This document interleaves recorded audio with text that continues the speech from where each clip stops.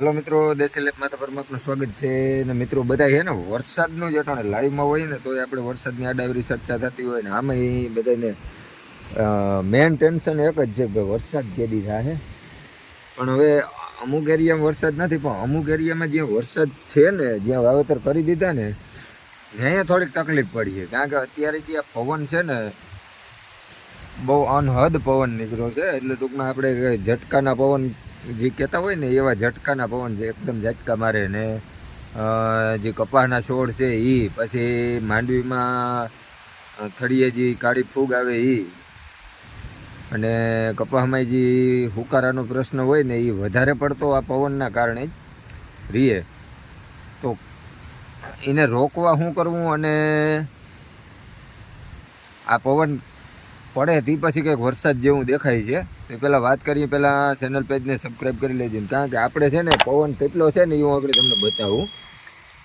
બરાબર। આ તો અત્યારે અહીંયા છે જ આપણે હોયથી આવ્યા વિડીયો બનાવવા માટે, એટલે થોડોક પવન, બાકી આગળ જાય ને તો મારો અવાજ કેમેરામાં નથી કેપ્ચર થતો એટલો પવન છે। આ જુવાર છે, હવે આ પવનની ગતિ જોઈ લ્યો, એકદમ ટૂંકમાં ગમે એ વસ્તુ હોય ને તો સ્થિર રહે એમ નથી। સામે ઝાડમાં દેખાય એ જોઈ લ્યો કેટલો પવન છે।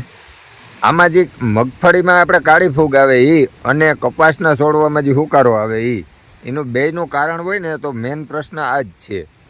કે ભાઈ ગમે એ માંડવીનો છોડ હોય તો હૈલા રાખે અને કપાસનો છોડ હોય તો હેલા રાખે, કારણ કે એમાં એની થડનો વિકાસ ના થયો, હજી ઉપર વિકાસ થયો હોય, થડ એવું ને એવું હોય, પછી ત્યાં હલી હલી અને જગ્યા થયા રાખે અને જે એમાં નાની પાડું આવે ને એ પાડું બધી તૂટી જાય, પછી ત્યાંથી ગહારો લાગે ને પછી જમીનના ભેજના હિસાબે કાળી ફૂગ લાગે અને આપણે હે ને એને દવા દ્વારા કંટ્રોલ કરવામાં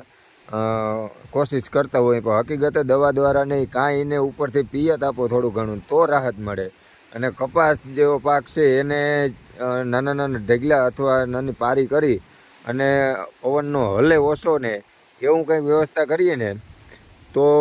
એ કંટ્રોલ થઈ શકે। બાકી આ પવનની દ્રષ્ટિએ જોઈએ તો આમાં જે કાળી ફૂગ અને કપાસનો હુકારો છે ને એ બે આ પવનના કારણે જ વધારે હોય છે। પછી આપણે જમીનજન્ય રોગ લેખી નાખીએ, પણ વસ્તુ એ છે કે વાયવા માથે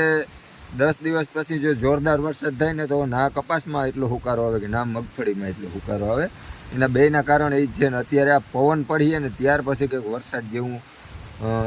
આવે અથવા થાય એવું દેખાય છે। બાકી જલગણા એવડો ઝટકાનો પવન છે ને તલગામાં ના વાદરું બંધાવા દઈએ, અને આગળના વડીલ કહેતા હતા કે આ પવન જ્યારે પડીએ ને તે પછી વરસાદ થાય, એટલે થોડુંક પવનવાળું જોર છે એ ઘટી જાય ત્યાર પછી આ વરસાદની શક્યતા રહીએ। તો મિત્રો મળીએ નેક્સ્ટ વિડીયોમાં।